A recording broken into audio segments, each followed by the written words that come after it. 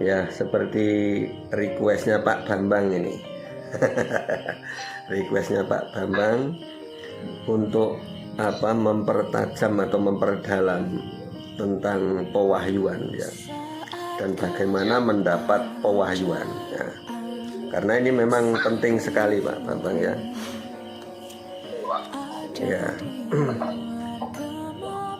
Oke.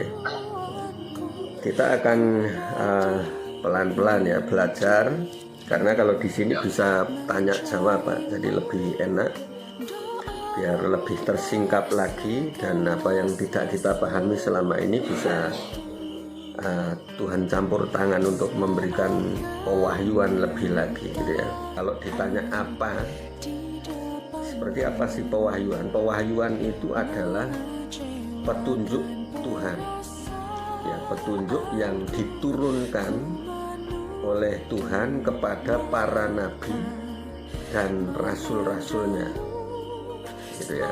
Petunjuk, karena untuk pewahyuan yang besar ini rata-rata hanya nabi, makanya sampai dicatat dan itu akan teringat sampai selama-lamanya ya. Nah ini makanya disebut pewahyuan. Nah, pewahyuan ini adalah petunjuk. Jadi seperti kita menerima firman tapi tanpa pewahyuan, tanpa penyingkapan, kan biasanya bingung itu.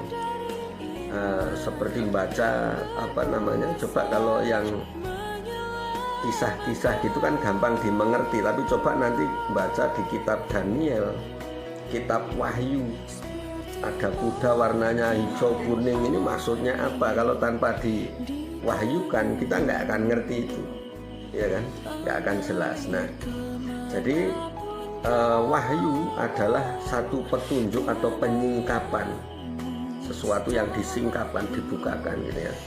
Nah gini, jadi wahyu Tuhan itu turun kepada para nabi dan para rasul. Nah dengan cara apa? Dengan cara melalui mimpi. Nah itu kalau yang tadi disebutkan Pak Bambang itu kan, cara Tuhan menurunkan wahyu itu melalui apa? Nah melalui mimpi, melalui penglihatan gitu ya. Nah atau penglihatan yang secara supranatural gitu ya. Nah ini yang disebut pewahyuan. Nah ini sama dengan petunjuk, karena untuk mencapai tujuan Allah, nah kitab ini ditulis kan banyak yang masih termeterai, jadi itu Efesus 3 ayat 2 dan 3. Memang kamu telah mendengar tentang tugas penyelenggaraan kasih karunia Allah yang dipercayakan kepadaku karena kamu, yaitu bagaimana rahasianya dinyatakan kepadaku dengan wahyu, seperti yang telah kutulis di atas dengan singkat. Amin ya. Jadi wahyu ini apa sih? Nah ini wahyu, yaitu bagaimana rahasianya dinyatakan kepadaku dengan wahyu. Rahasianya itu dinyatakan dengan wahyu. Nah, jadi kalau orang banyak nanya kan gini, pernah kepikiran nggak kenapa Yesus kok bisa digambar seperti itu? Ya, nah, kan tanpa inspirasi, tanpa perjumpaan pribadi dengan Tuhan, orang nggak akan, wah Yesus ini seperti ini gambarannya, gitu ya. Jadi kenapa Tuhan Yesus bisa digambarkan? Ini karena ngalami namanya perjumpaan pribadi, ketika berdoa, ketika menyembah, atau lewat mimpi, atau lewat penyataan roh gitu ya. Nah ini salah satu contoh aja. Nah belum yang firman, yang rahasia-rahasia itu ya. Jadi yaitu bagaimana rahasianya dinyatakan kepadaku dengan wahyu, seperti yang telah kutulis di atas dengan singkat. Nah ini, jadi pewahyuan ini menyatakan rahasia tentang Tuhan, tentang surga. Apa yang tidak pernah kita lihat ini diwahyukan atau diberikan petunjuk. Daniel 2 ayat 30. Adapun kepadaku telah disingkapkan rahasia itu, bukan karena hikmat yang mungkin ada padaku melebihi hikmat semua orang yang hidup, tetapi supaya maknanya diberitahukan kepada Tuanku Raja, dan supaya Tuanku mengenal pikiran-pikiran Tuanku. Oke. Nah sekarang gini, pekerjaan wahyu, cara kerjanya wahyu ini seperti apa sih? Nah, nangkepnya itu lewat apa gitu? Nah, kita belajar dari Daniel ini. Adapun kepadaku telah disingkapkan rahasia itu, bukan karena hikmat yang mungkin ada padaku melebihi hikmat semua orang yang hidup, tetapi supaya maknanya diberitahukan kepada Tuanku Raja. Nah ini, dan supaya Tuanku mengenal pikiran-pikiran Tuanku. Ini nanti pembahasannya sampai bagaimana sih supaya mendapat pewahyuan itu, ya kan? Ini melalui pikiran-pikiran, ya, melalui pikiran. Ya. Terus lanjut di Daniel 2 ayat 19, ini malah mundur ini. 19 bukan 29 ya. Nah, naik. Jadi Daniel 2 ayat 19. Ya. Ini. Maka rahasia itu disingkapkan kepada Daniel dalam suatu penglihatan malam. Ya, jadi rahasia itu disingkapkan kepada Daniel dalam suatu penglihatan malam. Lalu Daniel memuji Allah semesta alam. Ini caranya rahasia itu masuk itu melalui apa? Nah ini melalui penglihatan. Tapi yang 30 tadi dikatakan supaya Tuanku mengenal pikiran-pikiran Tuanku Raja. Jadi pewahyuan itu ternyata awalnya dari pikiran-pikirannya gitu ya. Nah sekarang bagaimana memperoleh karunia-karunia itu, pewahyuan, supaya dapat pewahyuan ini. Nah ini tentunya kita harus penuh dengan Roh Kudus dulu. Nah ini coba kita baca di kisah 2 ayat 17. Nah, ini loncat ke Perjanjian Lama karena ini juga disampaikan di kitab Joel. Nah tapi ini tertulis di Kisah Rasul. Jadi Kisah Rasul 2 ayat 17 ini penggenapannya. Jadi Kisah Rasul 2 ayat 17.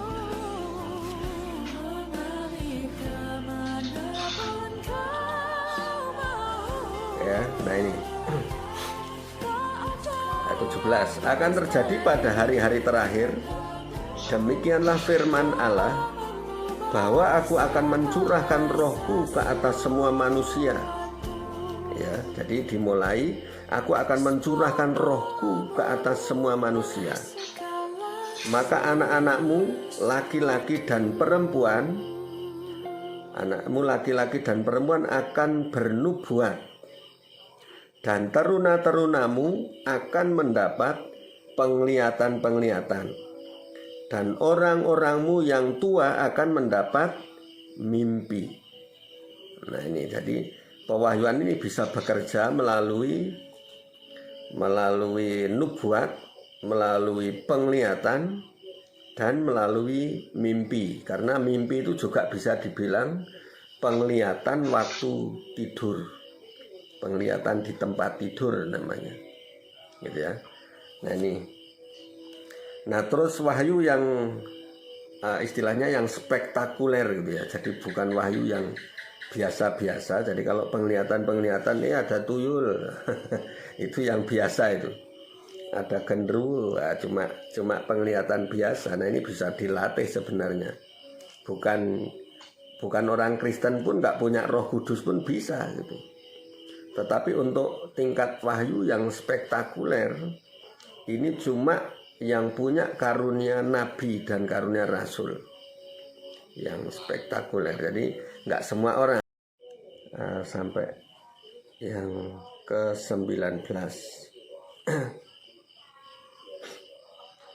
Oke, saya bacakan aja biar cepet ini.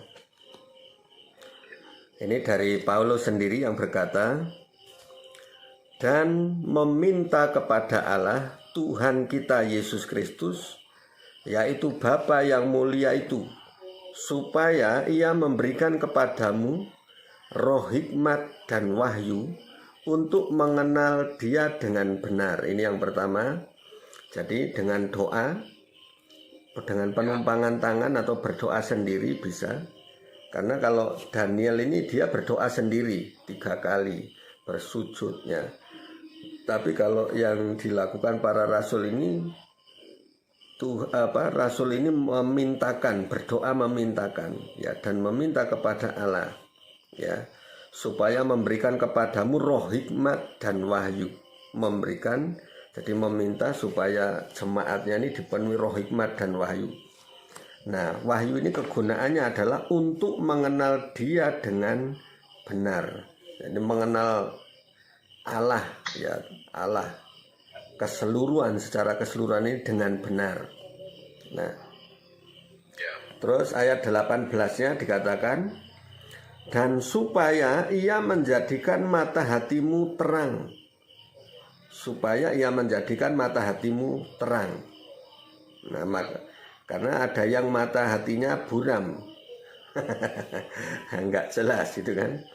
Nah, supaya Ia menjadikan mata hatimu terang, agar kamu mengerti pengharapan apakah yang terkandung dalam panggilannya, betapa kayanya kemuliaan bagian yang ditentukannya bagi orang-orang kudus, dan betapa hebat kuasanya bagi kita yang percaya sesuai dengan kekuatan kuasanya. Nah ini, jadi dengan wahyu ini yang pertama bisa membuat kita mengenal Tuhan dengan benar.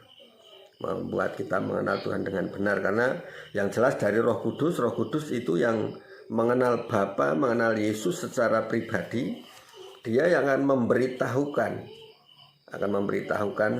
rahasianya kepada kita, gitu ya. Nah, terus ayat 18, dan supaya Ia menjadikan mata hatimu terang. Nah, gini, dengan doa, seperti contoh ketika Elisa, kalau tidak salah Elisa atau Elia yang bersama bujangnya, terus waktu itu tempatnya dikepung oleh pasukan, ya dikepung. Elisa ya. Nah, ya, oke.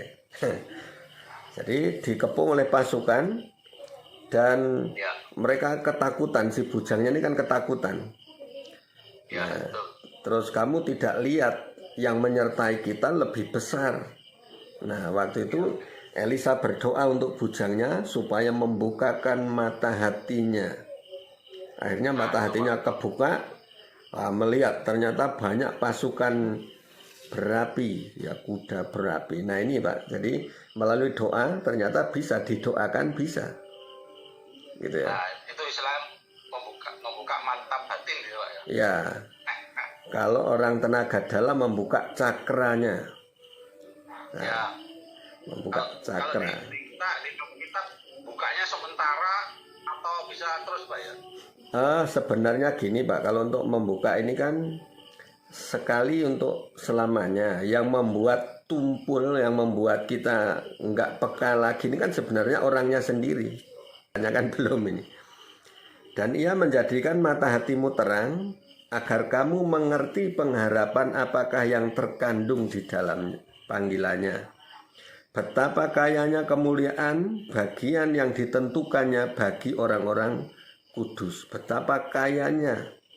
Artinya gini, pengetahuan firman itu ternyata begitu luas, begitu banyak, begitu kaya gitu. Tapi orang kadang-kadang karena tumpul itu tadi, jadi melihatnya cuma sebagian kecil. Nah, coba lihat kalau disuruh doa firman kan, Tuhan kami mau menerima sebagian dari firman-Mu. Dari doanya aja keliru sebenarnya Pak. Menerima sebagian, kalau mau menerima firman, itu harus firman Injil sepenuh. Firman yang full sepenuhnya. Artinya gini, bukan semua Alkitab langsung masuk ke otak kita, ya jebol juga. Tapi maksudnya sepenuhnya yang kita terima hari ini. apa yang Tuhan sampaikan hari ini. Jangan sebagian-sebagian, tapi sepenuhnya. Gitu ya. Nah ini. Jadi betapa kayanya, itu kaya, luas pengertiannya. Terus dan betapa hebat kuasanya bagi kita yang percaya sesuai dengan kekuatan kuasanya. Ya, betapa hebat kuasanya. Nah, kadang-kadang kita ini yang seringkali membatasi dengan pikiran kita. Membatasi. Padahal kuasa Tuhan itu begitu hebat itu. Apapun bisa terjadi. Nah, itu ya. Ya, karena kita yang membatasi, misalnya ada orang sakit. Tuhan kan menyelesaikan penyakit yang parah-parah, yang berat-berat, yang kanker, yang tumor. Kalau saya cuma pilek kan nggak perlu katanya. Ada yang kayak gitu, Mas. Ya kan? Padahal sebenarnya semua masalah bisa. Nah, terus membatasinya gini.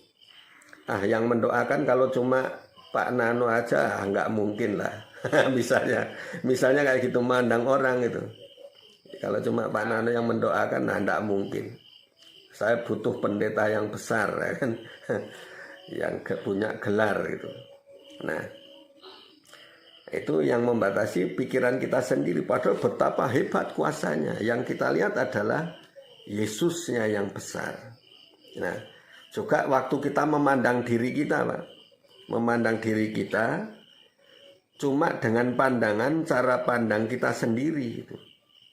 Saya ini siapa? Aku ini siapa? Ya kan? Aku nggak bisa, nggak mungkin bisa. Karena kan membatasi diri sendiri. Padahal kalau kita melihat sesuai dengan kacamatanya Tuhan, itu beda banget. Gitu. Jadi coba pewahyuan itu kan kayak gitu. Melihat dengan kacamatanya Tuhan, bukan dengan kacamata kita. Bukan dengan cara pandang kita sendiri. Tapi dengan cara pandangnya Tuhan. Kacamatanya Tuhan, baru akan muncul, aku ini nanti akan menjadi seperti ini. Kalau Tuhan yang bukakan seperti itu. Gitu ya. Oke ya, Jo. Seperti itu, Jo. Amin.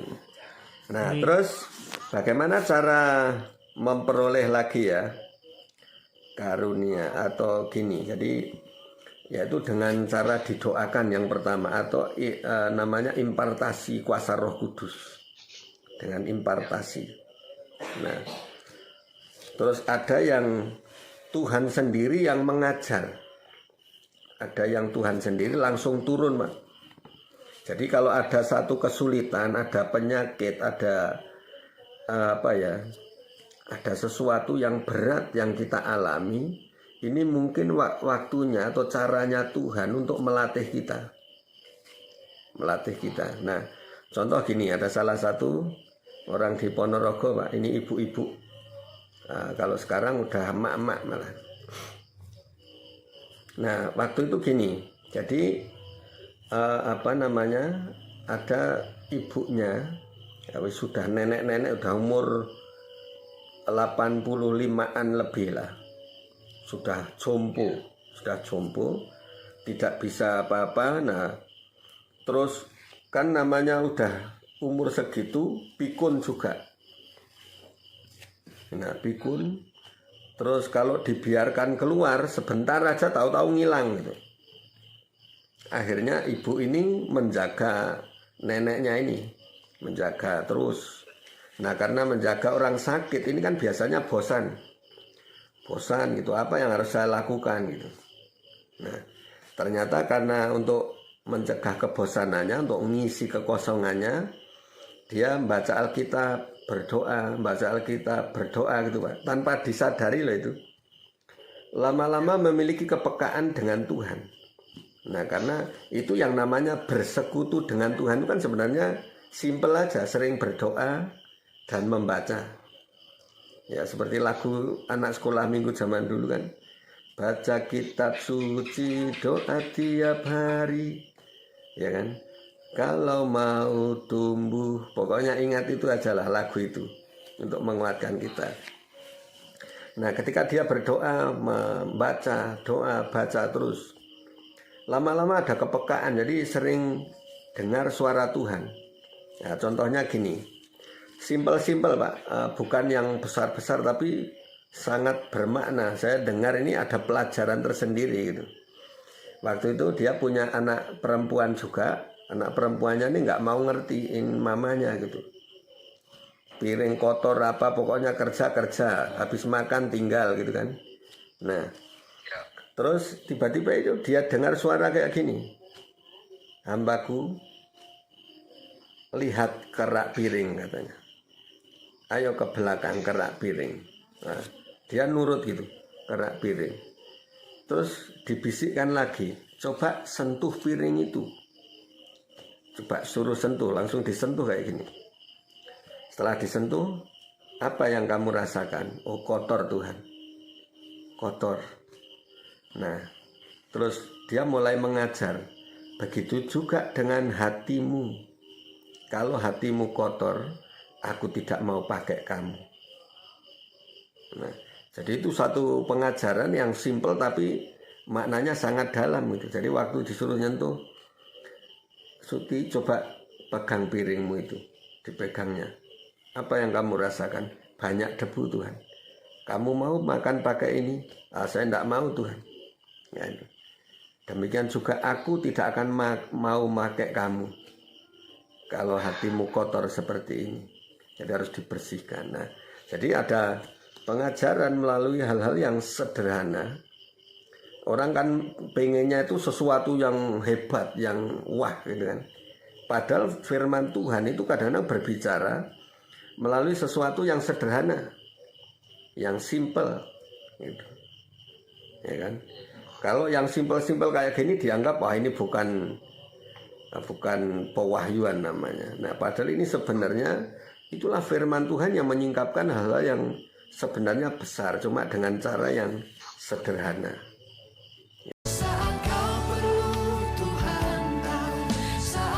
Dan kami berdoa Tuhan akan bebaskan, lepaskan bangsa kami, berikan damai sejahtera di dalam nama Yesus, dan biarlah bawa kami mencapai hidup yang semakin baik, semakin diberkati Tuhan dalam perlindungan Tuhan.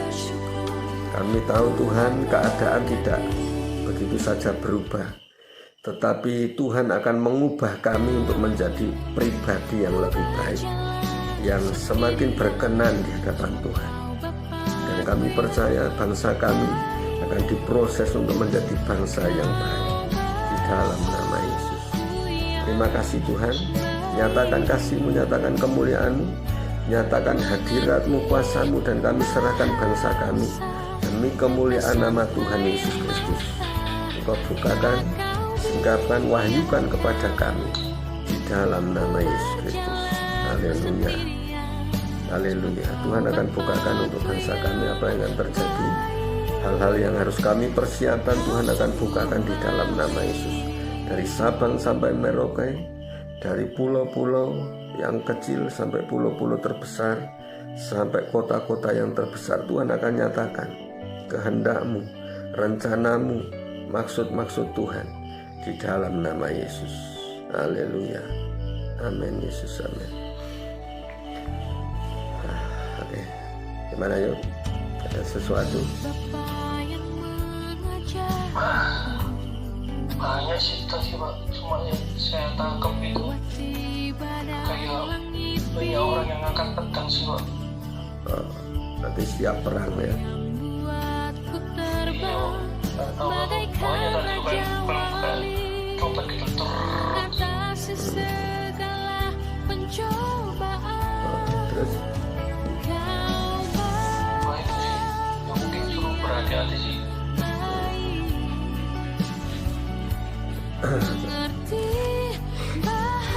Yang kelihatan ada orang yang mengangkat pedang.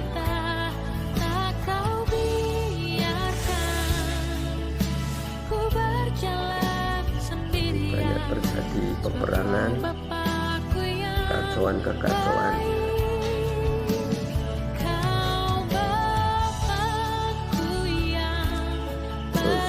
Terus bencana ya. Masih banyak Oke ya, kita berdoa untuk bangsa kita ini. Ya Tuhan, nyatakan banyak orang mengangkat pedang. Nah itu artinya kan banyak peperangan terjadi, perselisihan, perdebatan, apalagi mendekati pemilu ya. Terus bencana juga belum benar-benar berhenti, masih banyak juga bencana alam. Nah, ini kita berdoa supaya Tuhan berikan perlindungan untuk kita semua.